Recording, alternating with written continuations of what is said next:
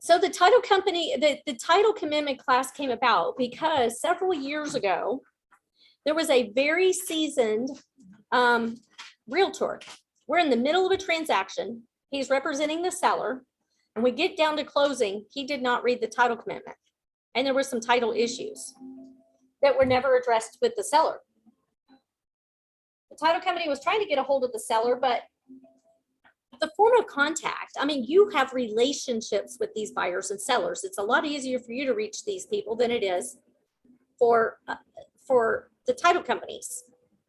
So number one, you need to prepare your buyers and sellers that the title company is going to be reaching out to you and they're going to be calling from this number, and at least give them the prefix and tell them the name of the title company.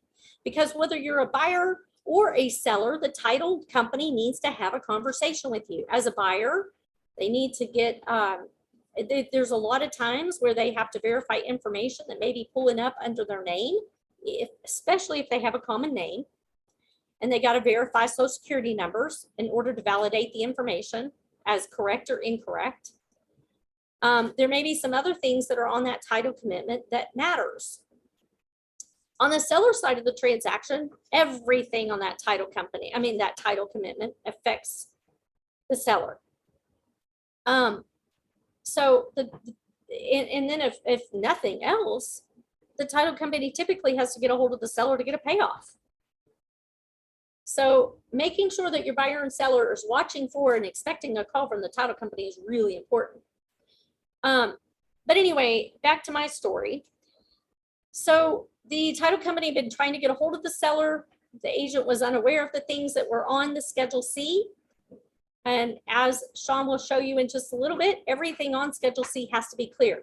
C is for clear. It has to be clear in order for the loan. That's your conditions. The title commitment, the title company is willing to insure the property, and they're giving a commitment that says that as long as you clear these things, these conditions, then they will issue title insurance on the property.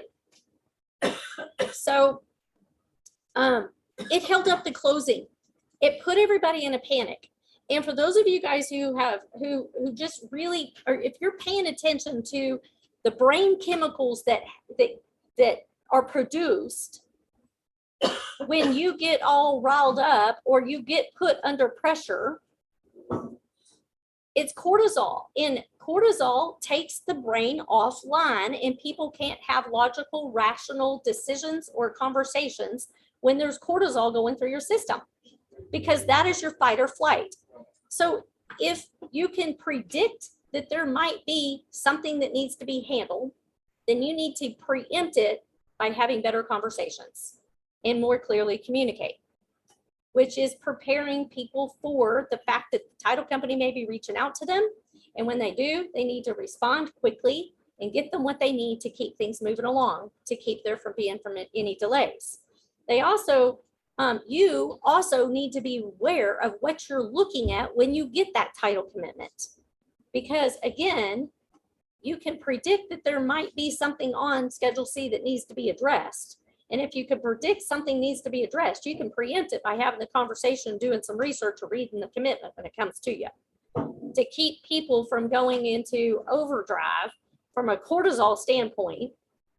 And I mean, how rude is that? If we give them a phone call 48 hours before closing, they're busy at work.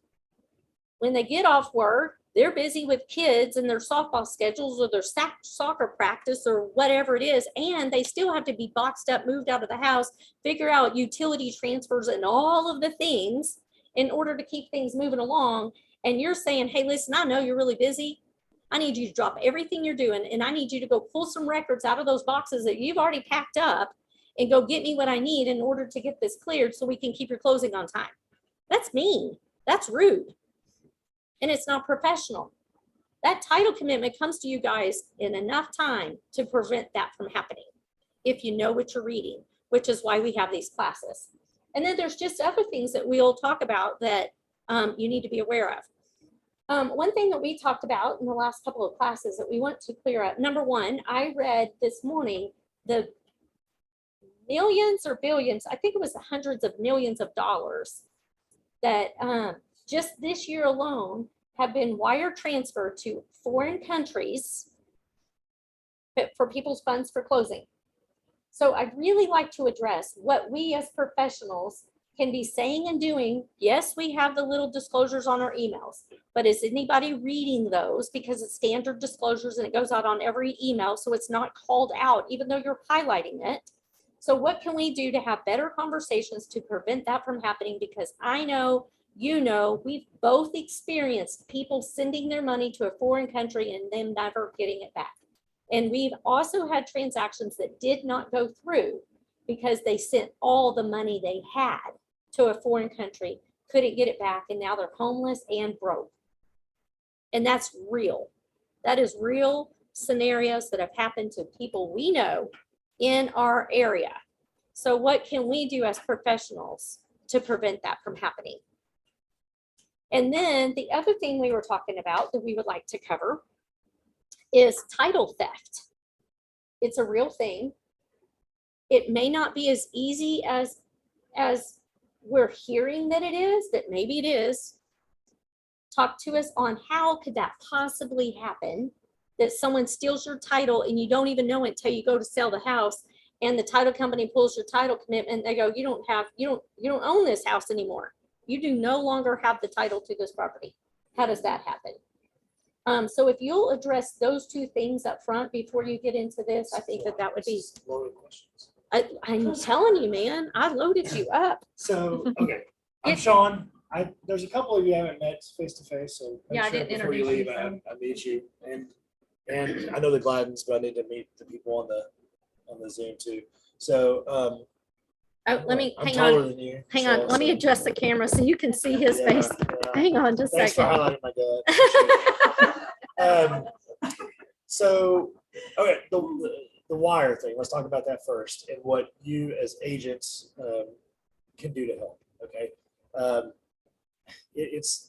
we're going on like 2 or 3 years of this being like a significant issue, and she's right. Every lender, every title company, and almost every agent now has the little disclaimer.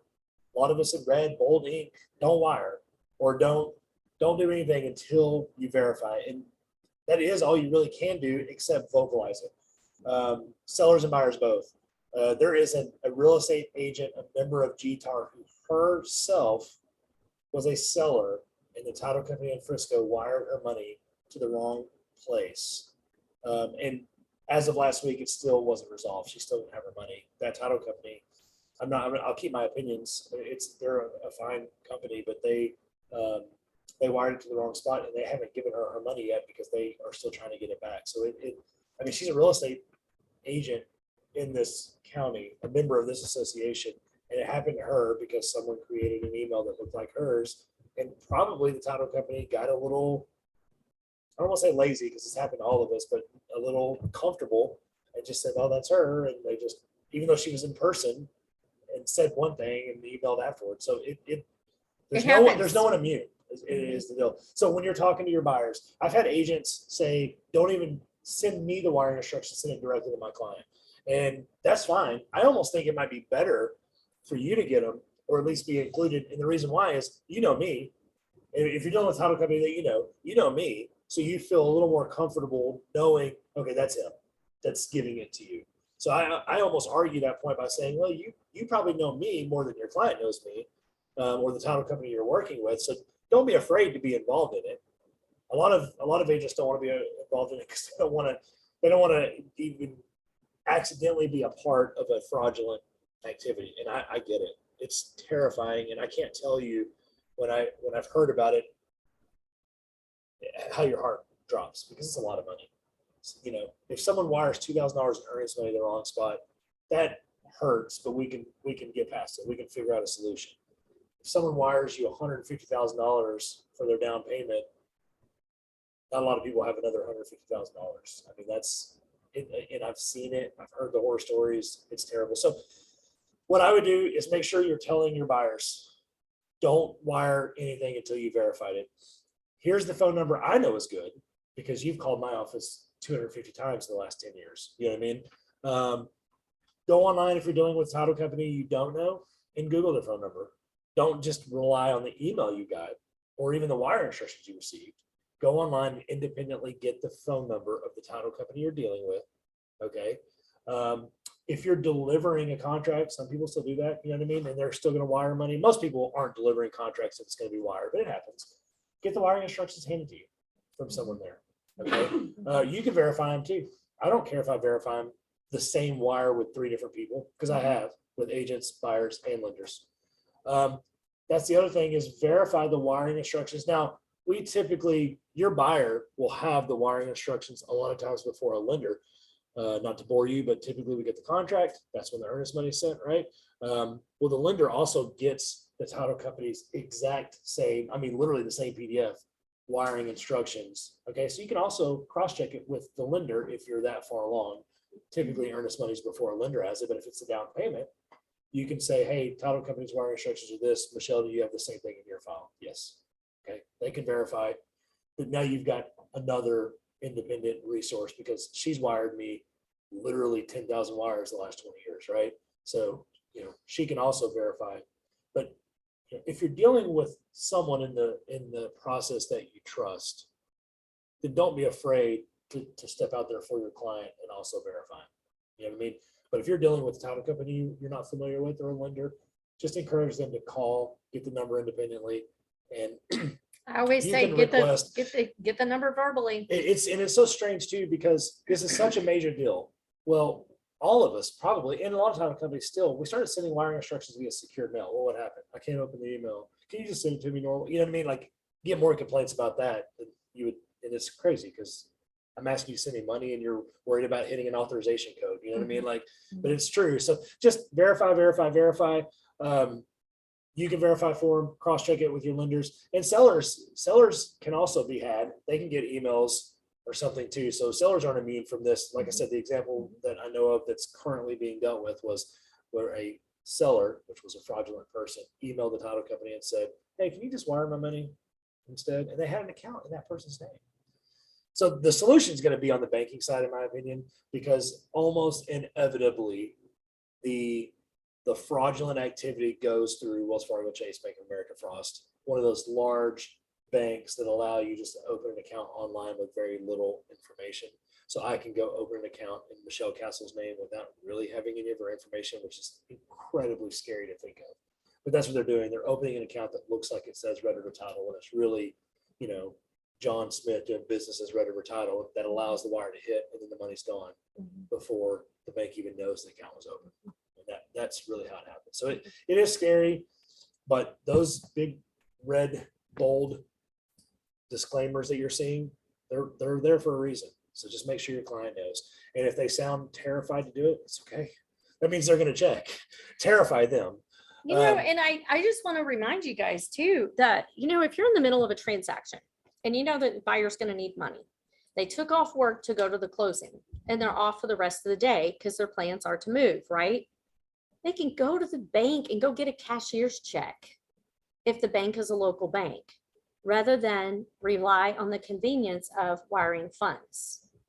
So, we get like, our time is just so precious, but in this case, I think it's worth the extra measures to go to the bank and get a cashier's check.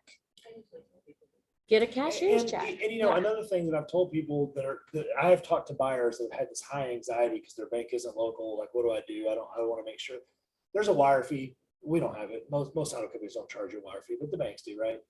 But maybe have them wire $100, $20, confirm it hit our account. And yes, they'll pay another wire fee. Like, now they feel safe because the recipient that they've generated that $20 wire to received it, and they know that's the safe destination.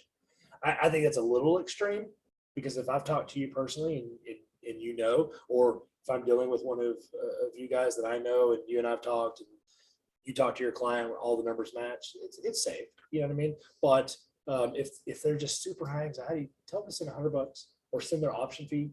And then typically the funds from their earnest and option, the escrow funds, are the same for the down payment.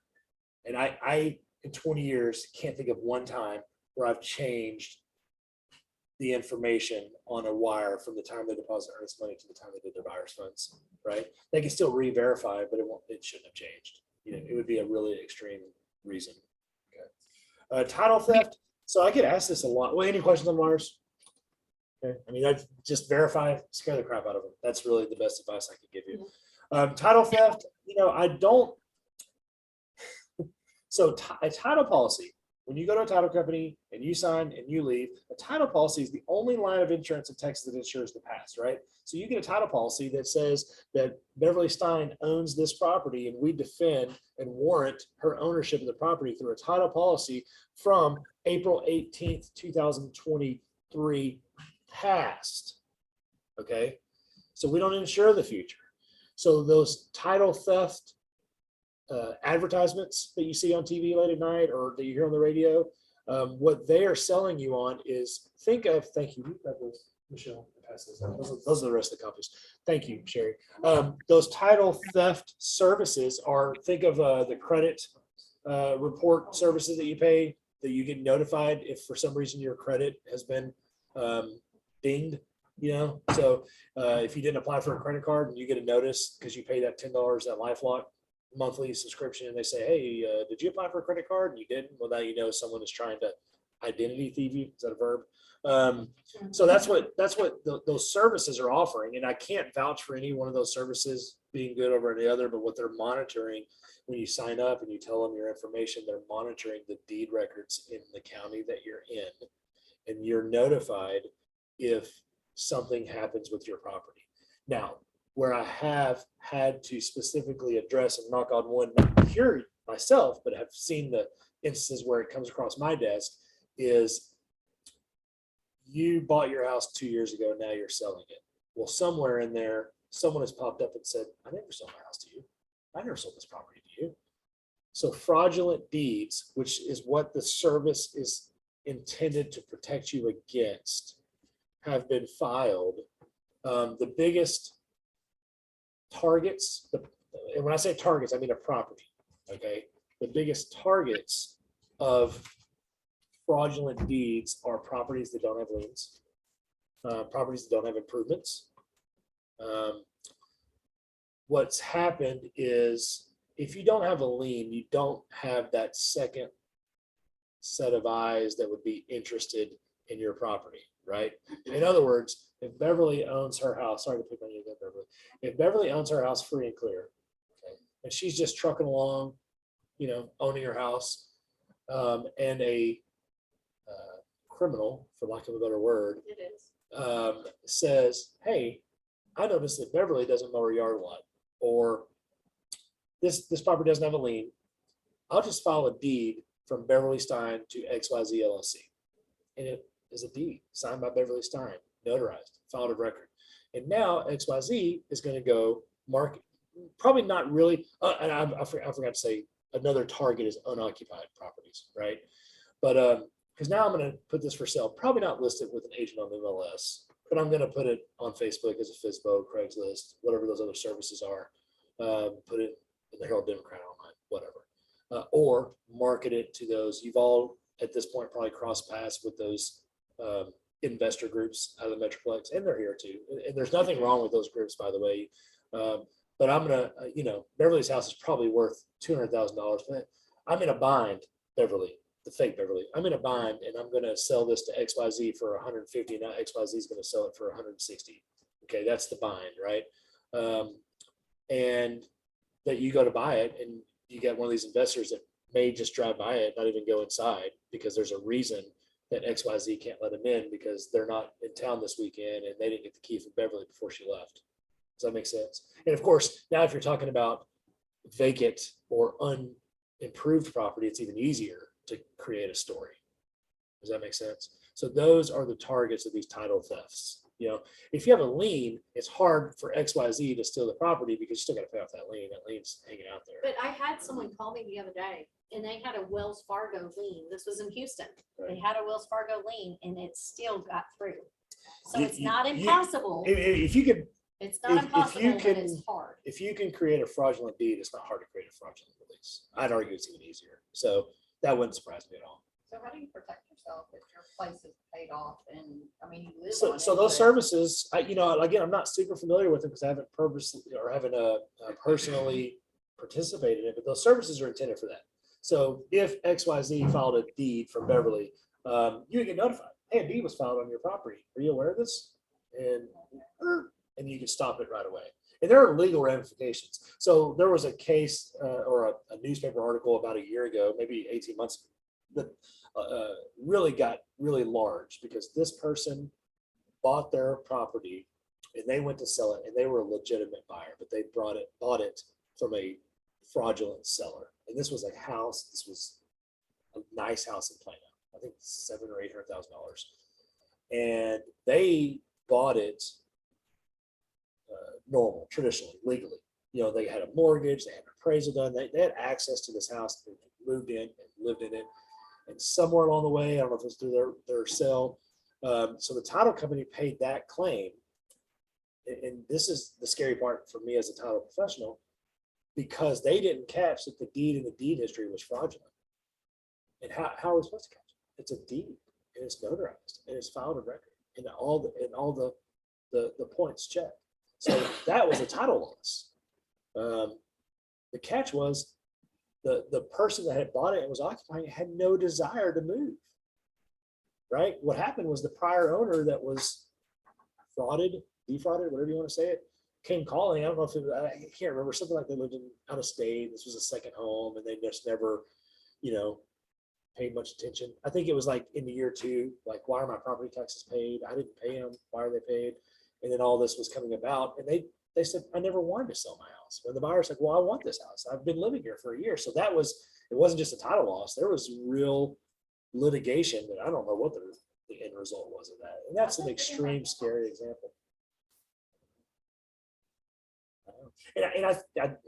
And looking back, I think that situation, it had passed through like 2 or 3 LLCs, which is kind of a clue looking back. Why did it sell June, again in July, again in August? And you know what I mean? And so they layered the fraud activity over 2 or 3 different deeds. You know what I mean? So, but that happened in North Texas. So those are, so I don't have a good answer for title theft. That's how it happens. So, truthfully, if you are a listing agent and you get what do they call it? heebie-jeebies, the feels, like something instinctive doesn't feel right with the seller you're talking to, or even a buyer presenting it, look at the CAD deed history before you even call title. Look at the CAD deed history. Does something not feel right? And then you talk to the title professional and say, hey, you see a reason why they would have filed 3 deeds in a row? And a lender's going to get a flag too. Whenever we pull fraud guard, it's looking at all of the exchange of the title. And so we're going to get a red flag, and we're going to talk to title about that. And we're going to be looking at the title commitment closer, but that still doesn't help you guys. I mean, like, number one, most lenders aren't running those fraud guards until a final loan condition instead of up front. We run ours up front, and we'll start asking questions up front, and also be looking for at the schedule. I mean, starting at Schedule A, so that's where we're going to roll into the actual title commitment and go through that. So I could see them getting a key from like a Turbo property.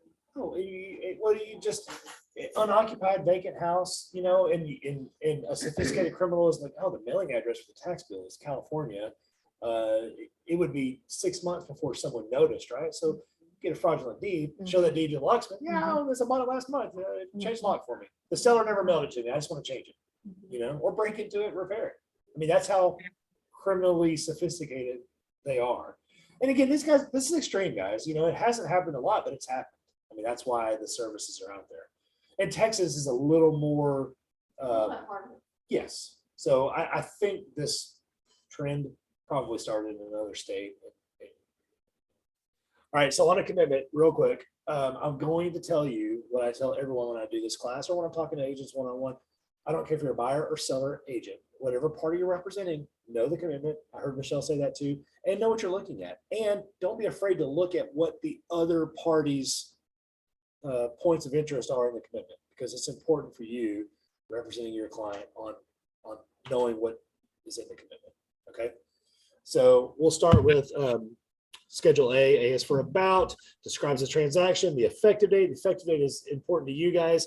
In Grayson County, when I started the business 19 years ago, the effective date of the title plant was 3 weeks before the county date because we didn't have Because it was paper. sophisticated. Yeah, it was paper plan. But anyway, effective dates almost everywhere except for Fannin County, where certain people live. Most effective dates are within a week, so that's pretty good. In other words, the fear of an effective date is something happening in that time frame of the effective date to today. So if you're talking about a week, probably no. You ever hear anybody bring to title? They'll say bring to title Or bring to date. Yeah. I mean, on the title, that's what they're doing. They're updating the title history, making sure nothing else has been filed or record and updating the effective date. And you have a divorce, you have someone in a pending Or probate. litigation, probates. Those dates become a lot more important. Yeah, because you'll have a transaction, you open title, and then you find out the will is never probated. The seller really doesn't, it's not time to sell the house yet. And so a title commitment could sit for 90, 120 days. They're gonna have to bring it today. So Schedule B is for beware. Wait, is this hang on. No, there's another PowerPoint that actually has I'll find it while you Yeah. talk. there's one that actually has that. So for you here that have a hard copy, she's gonna pull it up for the one. You'll see Schedule A is for about, right? So you're gonna see the interested parties, okay? So the vested owners at the bottom, hang on, let's let it pull up. It'll be easier. DJ, save this one. Just go to page 3 real quick. Yeah. this one.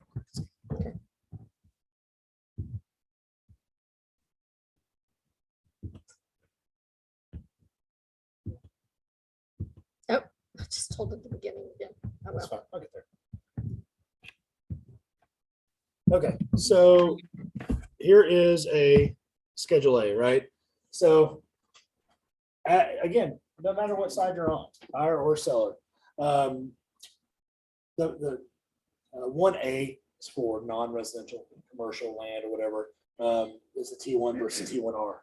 Can you guess what the R? Residential, right? So B and C are your buyers, okay? B is the owner's policy. So does B match your sales price and your buyer's name? Okay. C, does that match your financing amount? So sometimes the third party financing you put on the contract doesn't match this when we get the actual lender's request. You know what I mean? So whatever side you're on, I wouldn't 100%. We're gonna make sure it all matches. Yeah. by closing.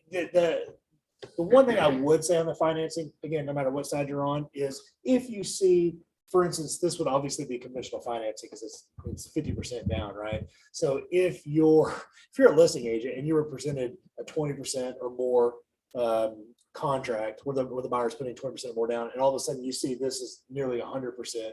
As a listing agent, you may get concerned like, hey, you told me they were doing conventional financing, putting 20% down. This title commitment, for some reason, shows them only putting 3% down. Did y'all switch financing and not tell us? Because as a seller, you are interested to know if they've switched to FHA or some other type of financing, right? But I'm kind of getting into the weeds there. You get the gist of it. So sales price and loan amount, okay? Number 3 is important to you guys. Does that seller name, talking about title theft as an extreme example, but does that seller name on the vested, in the vesting match the contract? Okay, so did Susie tell you that she owns this, but really Susie and Johnny are the sellers? Who's Johnny, Susie? Well, that's my ex-husband. We got divorced 2 years ago. Or did he sign a deed? Did the divorce award it to you? Those are the examples that, again, either side that you're on are interested in. Does the seller name in Schedule A number 3 match your contract? By the way, as you're going through this, as a buyer or seller's agent, always reach out to the title company. They may know the answer too, before you feel like you need to confront the other agent. You know what I mean? Like, confront's a hard word, but you understand what I'm saying. And number 4, does number 4 match your contract too, as far as the legal description? Every one of you use the CAD brief legal when you're doing your contracts, which is the right normal thing to do. But the main thing are, does the lot and block actually match? You know what I mean? Does the acreage amount match? Because did CAD say they own 1.2 acres and this says 0.8 acres? That's a big difference, a half an acre, right? You know what I mean? So we found that the deed only says 0.8. I don't know why CAD says 0.25, whatever. Again, getting into the weeds, but you understand the gist of it. Yeah. Does the legal description match what your client is intending to buy or sell, depending what side you're interested in? Okay. Any questions on Schedule A? Pretty straightforward. B is for beware. What does the title policy not cover? Okay, these are exceptions. These are things that title companies are saying, you're gonna own the land, but we don't cover this. Okay. The most interested thing, again, buyer or seller, is B1. Okay. Are there restrictions on the property? Restrictions don't also do not mean HOA advice. Well, there's almost always restrictions with the HOAs, but there's not always HOAs with restrictions, right? But did your seller say there's no restrictions? And as the listing agent, you're saying there's restrictions. Okay. What are they? Typically, most title companies send the restrictions with their title work, but don't be afraid to ask. Technically, the contract says the seller provides them, not the title company, but the title companies, almost every title company does, right? So did you get a copy of those? Maybe they're restrictions from 1960 that just say no chickens, and you're in the middle of town and you know there's not going to be chickens or pigs or whatever. And so that's why they thought there was no restrictions, because they aren't enforceable restrictions or likely restrictions. But that's important. And if you're the buyer anxiously awaiting those restrictions, because you want to make sure your buyer's use isn't going to be affected by that. So those are important. Okay.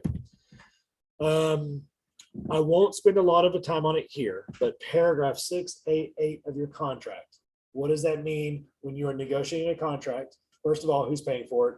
Irregardless, if you'll notice, the non-bold part in this example reads verbatim what the contract, paragraph 688 says, which is also verbatim with what the final title policy will read. Okay, so when you're checking paragraph 688, this is what it's referencing on the commitment and what would be the final policy after closing. Does everyone understand? So you are purchasing or are not purchasing additional coverage to your title policy to strike through that exception. Striking through an exception means more coverage. I'm accepting with an E. I'm accepting less from my title policy. I'm covering more when that is checked. So that's paragraph 12 on the contract. 688. 6A, I'm sorry. Yes. 6A. So you can amend it or not. Or not. First And- option is will not be amended. Second option is will be amended. Okay, Yes. So, and the cost, it falls on the purchaser. The cost, well, the second box is buyer or seller. The contract determines who's paying for it. But typically, because because it's covering the buyer. I would say, in my experience, I would almost put it at 50-50 on who's paying for it. So in other words, I don't have a good rhyme or reason for the contracts I receive on who's paying for that. I'm telling you, I even get buyer paying for the title policy, seller paying for this, which to me is weird. If you're trying to negotiate the buyer to pay everything, you would think the buyer's checked, but I've seen that checked by the seller, even though the buyer's paying for the title policy. So, my mind, I'm not a real estate agent negotiating contracts. My mind would be match. Whoever's paying for the title policy, match, because, well, Michelle just walked out. This is an owner's policy endorsement. So it's irregardless of a loan, right? So there's loan policy endorsements that are standard with every single loan, depending on the type of loan and the type of property. But this is an owner's policy endorsement. So my mind says whoever's paying for the title policy, we want to pay for this, but that's really not the case. It's probably 50-50. But you're right, it is for the benefit of the buyer. So typically, I suggest that the seller pays for the policy and the buyer, because if you want that extra insurance, then, That's a good line of thinking, and that's perfectly reasonable. Maybe you pay for it, but what I'm confused on is the cost of it. because Sure. That has to be paid. That's right. And so I'm getting mixed. So Nobody quite understands. that's a good question and a common question. So I have someone asking about the cost of it, not just negotiating it, but actually how much it is. So on residential, is 5% of the title policy amount. So if you have your title policy cheat sheet, if you're using our app and you look at how much the title policy is, residential, it's 5% of that premium. So if the, excuse me, if the premium is $1,000, then it's $50. If it's non-residential, so I don't say commercial, I say non-residential. So unimproved land, okay? Multiple properties is also non-residential. So if they're buying 2 houses, or if it's an LLC buying a duplex, multiple properties, right? Multifamily. Of course, commercial land, all that, those are all non-residential. It's 15% of the title policy. So same thing, $1,000 title policy premium, $150 for that coverage. So, and is that something we need to know as far as what that covers? Because, okay, so you're wanting me to put out more for towards my closing costs for this extra coverage. What does it cover? So the important thing to know, so she's asking, what does it cover? You're back on my.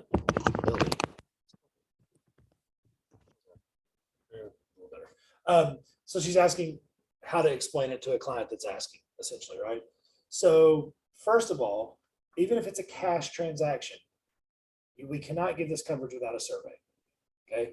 So first and foremost, do we have an accurate survey?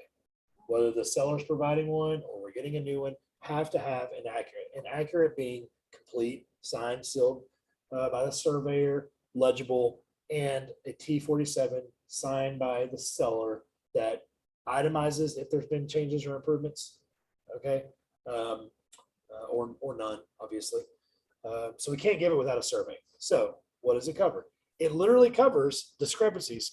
You're adding coverages for discrepancies, conflicts, encroachments, protrusions, or overlapping of improvements. So you're basically purchasing coverage that the survey is accurate, that what you're looking at, and you as the agent or the buyer have been to the property to see for yourself, okay, this looks good to me, but I'm going to go ahead and purchase this additional coverage. That way, if Mr. Neighbor says your deck encroaches onto my boundary line, I've got another party to defend me in my position, not just me. Because in essence, at the end of the day, a title policy just ensures that you own it, and it ensures the lender has a lien. That's it. We don't ensure that it has utilities. We don't. I had one last week. There's no one. There's a couple people here that might know about it. I had one last week where the seller told the buyer that it's too good to be true for a reason because it's not a buildable lot, and they didn't do. And they had a month, and they didn't go to the city. And guess what? A week after closing, they found out it's not a buildable lot. And the seller said, "I told you it's not a buildable lot." She called me. I just assure you own it. You own a crap lot. That's it. It's a lot. It's a crap lot and you own it. That's all I can help you with. You know what I mean? I didn't say that, but that's the reality, right? So this is an extra line of defense against discrepancies or conflicts. Okay. So a title policy says you own it. Now this is also going to say, we're going to help you if someone else says that they lay claim or they have an easement or encroachment that we don't see. So it just covers this. So that's where now, why are we so picky on Marshall Sargent surveys? Well, he's deceased. Yeah. And unfortunately, I loved the man, but he made mistakes the last few years he was in business, right? And you want us to put ourselves out there that his survey is accurate when you have no, if Kate Helvey made a mistake, I can call her and she'll say, well, let's figure out how to fix it. If Chris Noah made a mistake or I missed on his survey, I've put my own risk out there by not looking at the survey clearly as a title company, right? But for these surveyors that are out of business or deceased or a terrible survey that's 20 years old, barely legible, yeah, you're asking us to go out there, but you don't want to pay the $500 for a new survey. Yeah, we're not comfortable with that. We want a new survey. Sean, so on a non-buildable lot, really the only benefit that property has is to a neighbor touching that property. Yeah, on that example, which that wasn't the case. Now, the seller indicated to that purchaser, you can make it buildable. I sold it to you so cheap because the price of fair market value is what you need to do to make it buildable.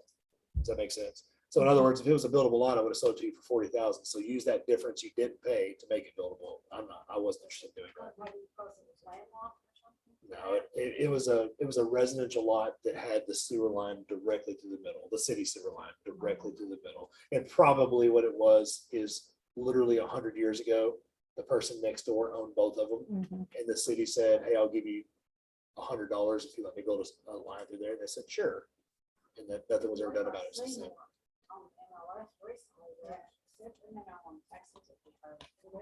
I don't know. But no one did. It was marketed correctly, and disclosed Just correctly. The buyer just didn't Yeah, do the their. buyer due just, and I'm not diligence. picking on the buyer. It was someone that thought they were getting a good deal. And I think the position of the buyer was, I can make it buildable. And then it was just more today. But I mean, when they called me, I just say you own it. That's my role in this situation. And you own it. So. Hey, I've got a 11 o'clock. You okay, guys we'll go zip as through it. long as you want. I messed up my day today and I'm carless. And so I say all that because I have this left where you can just unplug. Okay. You keep going, just unplug and Y'all want to look up something cool on Michelle's This- laptop? I think we got her Apple Card saved in here and all that with the buy stuff. yeah, probably. Okay, well, the rest of the way, that's the hardest thing we're gonna talk about. Yeah. Any more questions on that?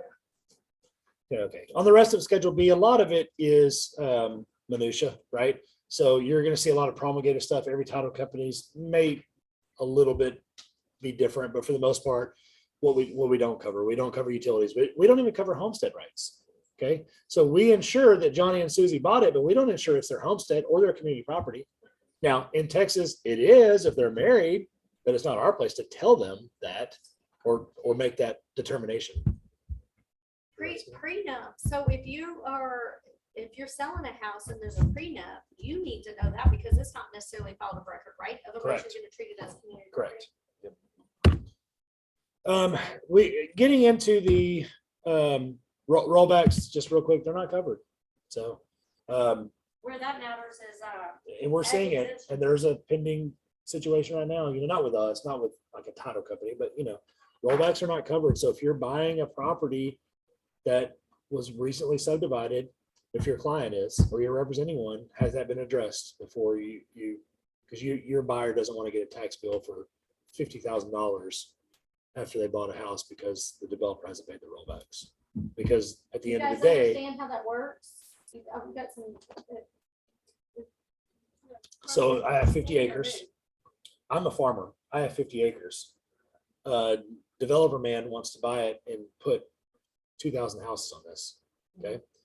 Well, when that developer buys it and changes the use and starts building the houses, the county, in fairness, the county should do this quickly, but they don't. The county is going to come back and say, if you close in 2023, we're reassessing 22, 21, and 20 taxes, removing the ag exemption that farmer had. And we're going to bill you, Mr. Developer, at fair market value for those 3 years. Now, I don't want to get off on a tangent, but all these fees have impact fees and development fees and all that. So it's kind of BS to do that and that. Like, should be one or the other, but we're not going to talk about county government. If you're a client, but let's say developer bought it, platted it, got the infrastructure done, and now they're selling houses and rolling, right? Well, that rollback may have not even been assessed until 15 houses deep. Now, listen, every developer knows it. It's coming. The piper's coming, right? It's going to happen. So, but you want to make sure that your client's covered because your client is an affected party. That lot is within that development that had the rollbacks in it. Developers know it, but if there was that large property and it was ag or something, and then they sold off part of it to a single individual to build their custom home on it. Well, now the building that custom home. all that. So that's a little different example. Now, you kind of said two things without even knowing it. I say the developers know. The big corporate ones all know. And that it's a cost of doing business. And your buyer did pay those rollbacks because they raised the lot price to account for it, right? Rollbacks, change of use doesn't automatically trigger a rollback though. It does remove the ag. Okay. Rollbacks should, again, I don't want to speak for the county government, should only apply on the development though. So if you bought 12 acres of ag exempt property, okay, and you just build your house on it, well, let's say 6 acres, and you build your house on it, you're going to lose your ag. Okay, but that doesn't mean they're going to apply rollbacks because you're not actually developing the property for commercial development. So you can lose your ag without getting rollbacks. The example of rollbacks is truly a property that had an ag exemption that was then subdivided into some sort of development, residential, commercial, whatever it is. But just changing the use or losing your ag, well, I shouldn't say change the use, but losing your ag doesn't automatically trigger rollbacks. So Does it's that make just sense? development. Development will trigger the rollbacks. So literally, if I bought land that was being had hay or had cattle, and I buy this land and I build my house, and I no longer have hay, no longer have cattle, I'm no longer ag eligible, they'll just take it off. But that's what they should do. Now they may try to apply rollbacks, but you need to go down there as Mr. Buyer and say, I did not develop this property. You're not giving me. But now you understand. So a lot of lenders will not lend and set up escrows based on ag exemption. They will set up escrows based on the full tax liability that could be in the event that there's not an exemption approved. So that's a big deal, because think about it. You guys, let's just say it's August that you close on this transaction. The seller's been paying $2,500 a month, a year in property taxes, but it's on 15 acres. And really, if it was taxed at its full value without the exemption, the tax ends up being 4 times that amount. So we set up the escrows based on the exemption. What if we don't get the exemption and the tax bill comes out in December for the full amount? Seller's out. The seller's already prorated based on the ag exemption, right? And now the buyer is sitting there with a full tax bill. And they could afford the payment when the taxes were $200 a month. They can't afford the payment with the taxes being $800 a month. We as a lender are going to advance the money. We have a bill, we have to pay it. If we get a tax bill or an insurance bill, whether or not we have the funds from that property owner to pay it, we're going to pay it. So now we write a check. They're short their escrow account by that amount of money. Next year, we got to assume the taxes are going to still be $800 a month instead of $200. So not only are we going to collect for what they're short and increase their payment for that $800 for last year, we're now going to increase it another $800 for the new year. And now their payment's $1,600 more. So setting up the escrows correctly based on the tax liability that could be is really important.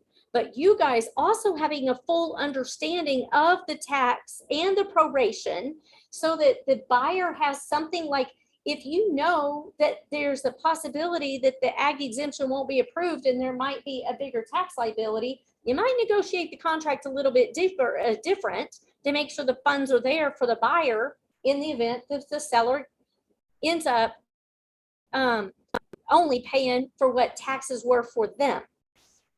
Same thing on new construction, you guys. These builders are only, if the house wasn't complete by January 1, they're not paying on taxes on the full tax bill.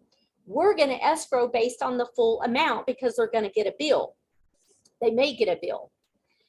So we're going to collect more money from the buyer without the reimbursement from the seller because of the tax liability, unless you negotiate that contract differently. And it's up to you. It's not up to me. I can't change the contract. I'm not licensed. I can't renegotiate that for you. So if on new construction that happens, then your buyer's going to be out of pocket. Now, and Sean can attest to this, we're really particular about how we set up our escrows, because guess whose cell phone number people are going to be calling? Mine. And they're not going to be happy when they get when their escrows are way upside down because we didn't make adjustments. So we're going to collect for the worst case scenario in their escrows. if at the end of the year, the tax bill is only $500, we're gonna reimburse that difference.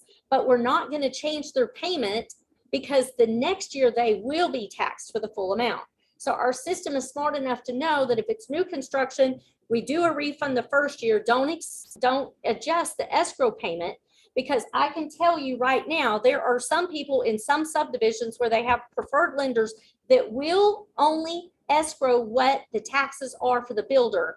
Then people are getting short escrow notices and their payments are more than they can afford and they're losing houses or they're having to quick sell houses.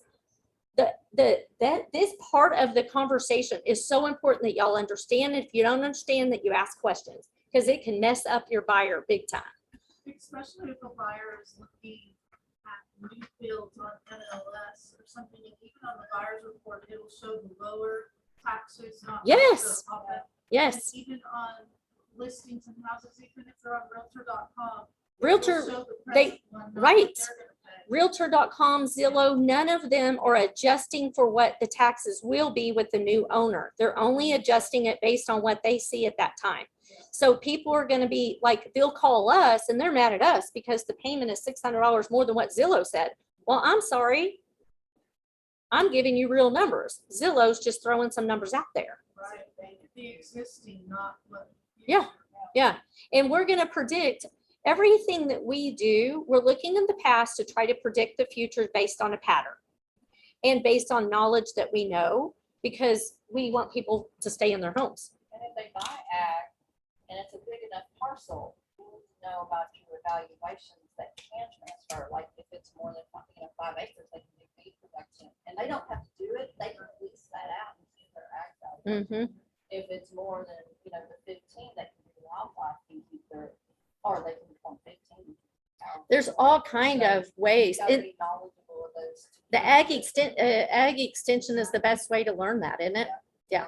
Go to your ag. I go to lots of ag classes. Yep. Okay, I'm sorry. I got you distracted, but. And that's style committee. Thank you. All right. The rest of Schedule B is really important. Why is this not going? I'm getting so many escrow calls right now. I saw just. Okay, there we go. Don't screw it up. Here we go. So on the end of Schedule B, here's where it really is important, especially for a buyer. Okay. What are the reservations? What are the easements? What are the exceptions that actually matter to your client? Are you buying, or do you have a buyer that really wants the mineral rights? Title policies don't cover mineral rights. Tell your clients that from the very beginning. But what we will do is take exceptions to reservations and known or filed mineral rights, and they can review that for themselves. And just like a half a dozen other reasons you've told them to hire an attorney, they can hire an attorney to review those reservations and leases that we found and disclosed on the title commitment. And we try to make a habit of sending what we call Schedule B or exception documents with the commitment too. And a lot of times, most title companies do, or they can get them for you upon request. Okay. But again, title policies are always going to take exceptions to minerals. We don't insure them. We don't know who owns them. We don't care who owns them. We ensure that you own that surface and what's sitting on top of it. Landman, follow your landman. There's a great one in Possible that I always refer people to. So that's what those are. We also will take, so we talked about the coverages in paragraph 6A8. Okay. But let's say that survey shows that your subject property has a deck that extends over the boundary line. Okay. What a title company will not do, even with that coverage, is incur that expense of a known protrusion the day you close. So we're going to take exception to that. In other words, we're not going to look at this survey, see the deck encroaches on the boundary line, close, have the neighbor say, you need to move your deck, and you call us and say, hey, you need to move your deck. No, we took exception to that. Like, we're defending your boundary line for anything that we don't know or any errors. But if that survey says the deck encroaches, we're not going to cover that for them. That's really the negotiation with the seller. Hey, I don't like that. You need to fix it.